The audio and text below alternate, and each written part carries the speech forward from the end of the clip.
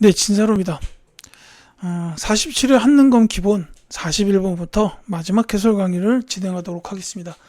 가 독립군 부대에 대한 설명으로 옳은 것은? 하고 물어봤죠. 자, 이 사진은 대한민국 임시정부가 1940년에 중국 충칭에서 창설한 가의 훈련 모습입니다. 자, 그러니까 이 가는 대한민국 임시정부가 창설한 부대예요. 이걸 통해서 바로 알아낼 수 있는 게 한국 광복군이죠. 1940년 충칭에서 창설했다. 요게 이제 한국 광복군에 대한 이제 중요한 키워드가 되겠습니다. 자, 요 한국 광복군에 대해서 이제 임시정부에서 창설한 정규부대라는 사실도 물론 중요한 키워드가 되겠고요. 이제 그 외에는 두 가지가 있습니다. 인도 미얀마 전선에서 활동했다. 여기서 이제 영국군 요청을 받아서 여기로 이제 파견이 됐죠. 그래서 작전을 수행을 했고, 또 하나는 미국 OSS 전략정보국 특수부대요. 이 미국 OSS하고 연계를 해가지고 국내 진공작전 계획했다. 추진이라고 보는 게 더 맞겠죠. 실제로 이제 들어오려고 했으니까. 다만 정해진 날짜가 1945년 9월이었어요. 작전 시행 일자가. 근데 1945년 8월에 이 일제가 항복하고 그래서 광복이 돼버리죠. 이렇게 두 가지 중요한 내용이 있습니다. 정답 찾기 어렵지 않죠? 1번입니다. 자, 요게 한국 광복군에 대한 키워드 설명입니다. 말씀드리는 김에 이제 총사령관 지청천, 그 다음에 이제 부사령관이 김원봉 선생님이죠. 이제 조선의용대가 화북지대와 그 잔류세력으로 이렇게 나눠지고, 이 김원봉 선생님께서 잔류세력을 이끌고 이제 한국 광복군으로 합류를 하셨다. 요거까지 기억해 두셨으면 합니다. 자, 고종의 밀지를 받아 조직되었다. 이거는 독립의군부. 이제 임병찬 선생께서 주도하셨습니다. 자, 간도 참변 이후 자유시로 이동하였다. 이제 나중에 자유시 참변까지 맡게 되죠. 이 부대는 대한독립군단. 이제 대한독립군 홍범도 장군 부대랑 그 다음에 북로군정서 김좌진 장군 부대, 그 외에 여러 독립군 부대가 이제 결국 힘을 합쳐서 대한독립군단 이렇게 되는데, 이제 간도 참변 이후로 만주 지역에서 활동 근거지를 잃게 되고, 그래서 러시아로 넘어가서 자유시로 가요. 근데 여기서도 자유시 참변을 맡게 되고 어쩔 수 없이 다시 만주로 돌아왔다 이거죠. 자, 청산리 전투에서 일본군에 승리하였다. 이건 이제 북로군정서가 주요 부대지만, 요 청산리 전투는 뭐 다른 뭐 대한독립군뿐만이 아니라 여러 부대가 연합해서 같이 수행했던 전투라고 보시면 되겠습니다. 자, 그 다음에 42번 갈게요. 자, 학생들이 공통으로 이야기하고 있는 지역을 지도에서 옳게 찾은 것은? 하고 물었습니다. 자, 고구려의 한강 유역 진출을 알려주는 비석이 있다. 그 다음에 김윤우가 몽골군에 항전한 곳이다. 그리고 신립이 탄금대에서 일본군에 맞서 싸운 곳이다 라는 거죠. 뭐 고구려의 한강 유역 진출, 이거 이제 충주 고구려비라고 합니다. 여기서 이제 지역이 바로 나오죠. 그 다음에 이제 김윤호가 몽골군에 항전했다도 이제 뭐 처인성 전투도 있지만, 충주성 전투 여기에 해당할 거고, 자, 신립 장군이 탄금대에서, 이거 임진왜란 초기죠. 임진왜란 초기에 탄금대 전투를 말하는 건데, 이 탄금대가 충주에 있죠. 뭐 이렇게 다 충주 지역이다라고 보시면 되겠습니다. 그래서 정답은 4번 라, 충주라고 보시면 되겠습니다. 뭐 서울이야 뭐 워낙 역사적인 도시라, 뭐 이제 저 종로 쪽 가면은 뭐 거기 지역은 돌아다니시다 보면 궁궐도 많지만, 뭐 궁궐뿐만이 아니라 이제 뭐 이렇게 근현대사에 관련된 그 흐름들을 많이 살펴볼 수가 있어요. 특히 그 덕수궁, 경복궁 주변 요 지역에 그 근현대사 관련된 장소들이 많습니다. 그 다음에 요 전주하면은 뭐 이제 그 견훤의 후백제가 도읍한 완산주, 여기가 전주고, 또 한편으로는 그 이성계의 어진, 태조 어진이 모셔져 있는 경기전이라는 곳도 있죠. 뭐 경주는 신라의 수도니까 더 말하지 않겠습니다. 자, 43번 갈게요. 가에 들어갈 사건으로 옳은 것은? 하고 물었습니다. 자, 이 조형물은 가때 희생된 주민들을 추모하기 위해 만들어진 거란다. 가 당시 남한만의 단독 선거에 반대하는 무장대와 이를 진압하려는 토벌대 간의 무력 충돌이 있었다. 그 과정에서 수많은 주민들이 희생되었고 2000년에 진상규명 등에 관한 특별법이 공포되었단다 라고 나와 있습니다. 자, 이게 바로 제주 4.3 사건이 되겠죠. 그래서 정답은 3번입니다. 남한만의 단독선거 반대, 무장대와 토벌대 간의 충돌. 그래서 이게 이제 뭐 제주 지역의 그 지역 문제로 출제됐던 적도 있고, 지금 여기서는 이제 요 사건 자체를 물어보는 문제로 보면 되겠죠. 자, 제주 4.3 사건이 있고, 또 이제 비슷한 성격을 가지는 게 여수 순천 11구 사건.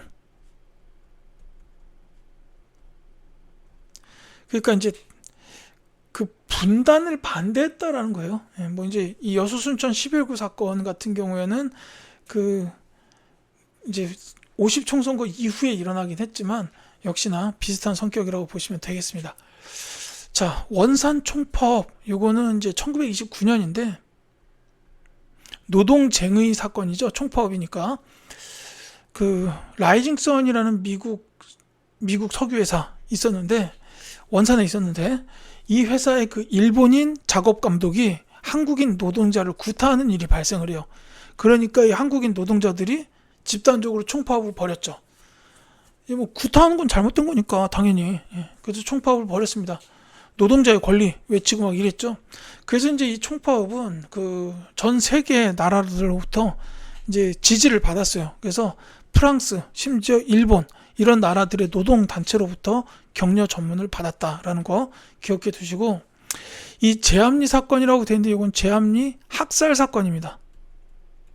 3.1운동 직후의 일제가 제암리 예배당에 이제 주민들을 몰아놓고 이제 교회에다 불을 질러가지고 이 주민들을 단체로 학살시킨 이런 사건이에요. 이게 3.1운동에 대한 일제의 대응 방식인데,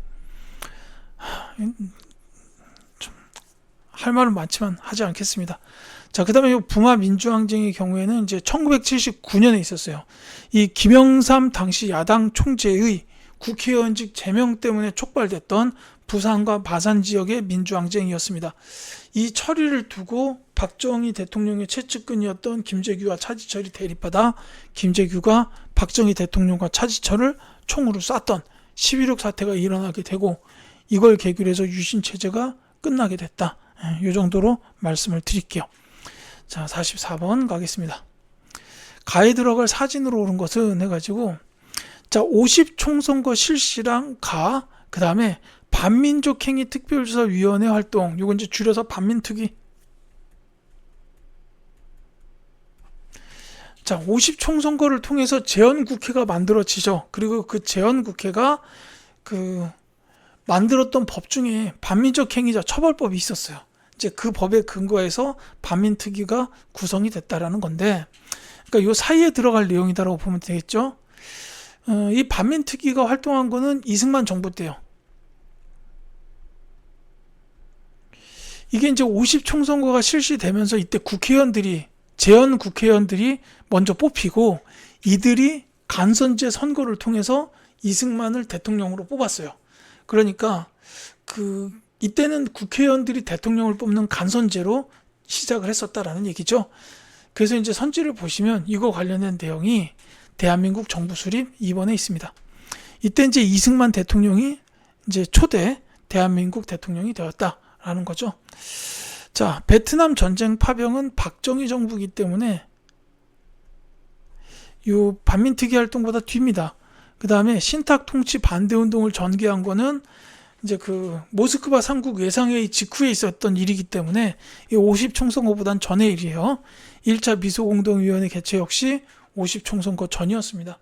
그래서 정답은 2번이다. 이렇게 보시면 되겠고요. 자, 45번 가겠습니다. 가에 들어갈 내용으로 오른 것은, 자, 백범 김구의 독립운동과 광복이 활동 내용에 한일애국단 조직, 대한민국 임시정부 주석 가 해가지고 가볼 곳 했는데, 자, 경교장이 있고 백범 김구 기념관이 있습니다. 이 백범 김구 기념관 요거는 이제 서울에 있어요. 특히나 이 장소가 그 서대문 형무소 근처예요. 그래서 함께 가볼 만합니다. 이제 여기 가보시면 물론 김구 선생에 관련된 것들이 많이 있어요. 심지어 김구 선생님께서 그 타고 다니셨던 자동차도 전시가 되어 있을 정도인데, 그 외에도 이제 여러 가지 행적들에 대해서 알 수가 있습니다. 이 중앙 딱 들어가면 앞에 김구 선생님께서 앉아 계세요. 뭐 이렇게 돼 있고, 자, 지금 이제 내용에는 한인애국당과 그 다음에 대한민국 임시정부 주석 요게 있었고 가가 있는데, 사실 이 김구 선생님께서 워낙 많은 일을 하시긴 했지만 이제 굵직굵직한 걸로 보자면 아까 제가 김규식 선생 나왔을 때 말씀드렸어요. 이게 이제 남북협상이 가장 큰 내용이다라고 보시면 되겠습니다. 이제 그 한국사 시험에서 등장하는 비중으로 봤을 때 가장 굵직굵직한 내용만 말씀을 드리자면 이렇게 세 가지다라는 거죠. 정답은 4번입니다. 자, 흥사단 결성, 요거는 말씀드렸듯이 도산 안창호 선생님께서 하신 일이고, 서전서숙을 설립하신 분은 헤이그 특사로도 가셨던 이상설 선생님이고, 한국 통사를 저술하신 분은 박은식 선생님, 민족주의 역사학자이시죠. 임시정부 2대 대통령이시기도 했습니다. 남북협상 추진이 김구 선생님이다. 이렇게 보시면 되겠습니다. 자, 다음 46번 갈게요. 다음 행사에 해당하는 세시풍속으로 오른 것은, 자, 수린날 맞이 체험 행사인데 여기 보니까 음력 5월 5일입니다. 자, 음력 5월 5일에 해당하는 세시풍속, 이거는 결국 단오를 말하죠. 2번입니다. 이제 설날은 1월 1일, 단오는 5월 5일, 추석은 8월 15일. 이렇게 되고, 이거 다 음력이죠. 그 다음에 한식의 경우에는 동지로부터 105일, 15주 후란 뜻이에요. 그래서 이게 이제 양력으로 4월 4일이나 4월 5일 정도라고 보시면 되겠습니다. 이 세시풍속 문제는 이 정도만 말씀드릴게요. 자, 47번. 밑줄 그은 전쟁 중에 있었던 사실로 옳은 것은 하고 물었죠. 자, 임시 수도인 부산을 비롯한 곳곳에 천막 학교가 세워져 전쟁 중에도 뜨거운 열기 속에 수업이 진행되었습니다. 자, 임시 수도 부산이었던 때, 이때의 전쟁은 바로 6.25 전쟁입니다. 이때도 이제 학교, 그러니까 이제 교육 활동은 계속해서 진행이 됐다라는 거죠. 그러니까 그만큼 우리 민족의 교육열이 대단하다는 겁니다. 심지어 일제 강점기 때도 뭐 만주 연해주 가면은 일단은 학교부터 세웠다 이거 아닙니까? 이제 그만큼 이제 더 좋은 나라로 발전하기 위한 의지, 이런 게 강했다라고 보시면 되겠죠. 자, 어쨌거나 6.25 전쟁 중에 있었던 사실을 찾아라 그랬는데 정답 어렵지 않네요. 2번 인천 상륙작전이 전개되었다라는 겁니다. 이제 뭐 요 인천 상륙작전이 가장 대표적인 내용이긴 하지만 그 외에도 뭐 흥남 철수, 그 다음에 일사후퇴, 그리고 뭐 그 외에는 뭐 조금 어렵게 나온다 그러면 발췌기원,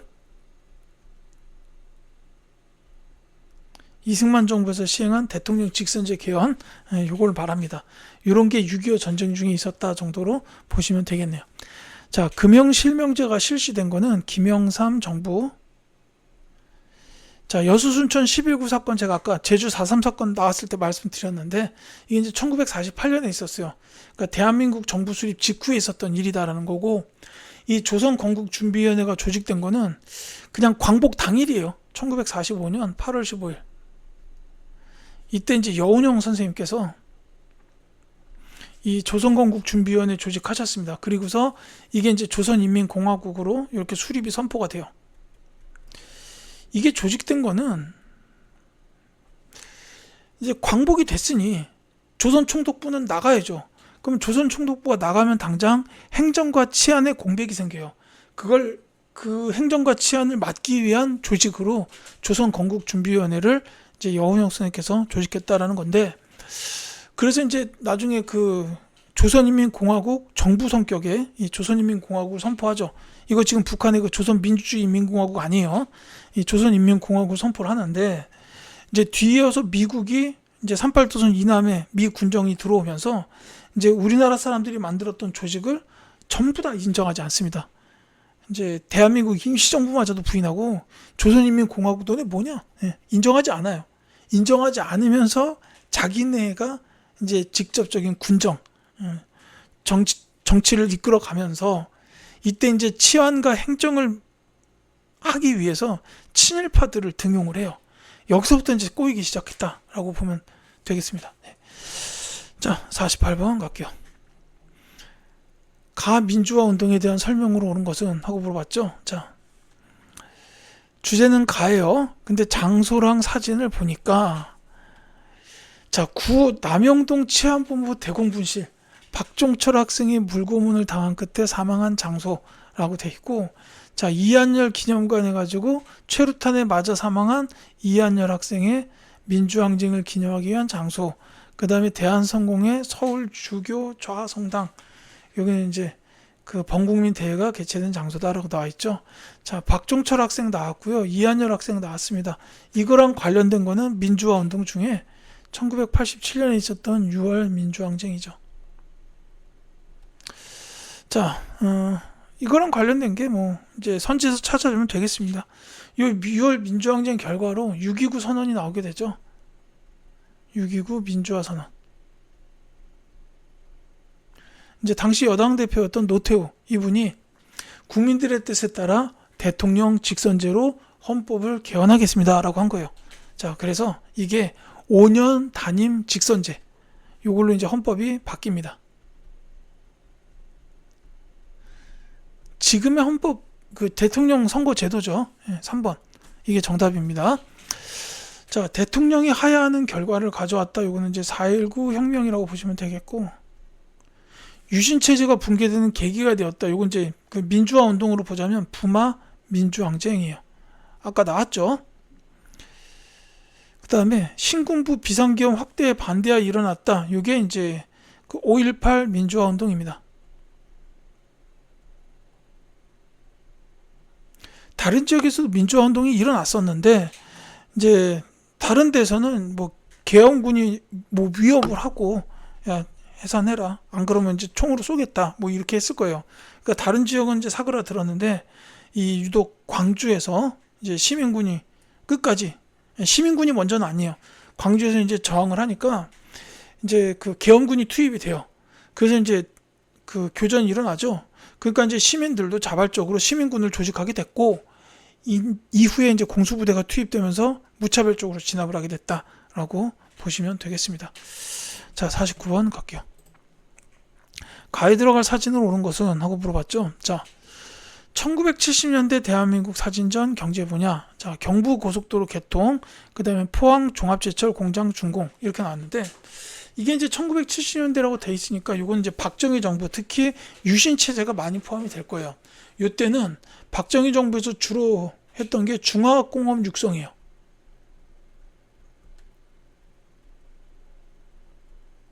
이제 박정희 정부에서는 중화학공업 육성을 이제 기준으로 했죠. 60년대에는 경공업을 주로 육성을 시켰고, 70년대에 들어서면서 중화학공업 쪽으로 이렇게 더 자본이 많이 필요한 이런 걸로 이제 옮겨갔다라는 건데, 이제 대표적인 경제의 성과로 이 경부 고속도로 개통이 있고, 그 다음에 수출 100억 달러 달성, 이것도 있고요. 그러니까 1번이 답이에요.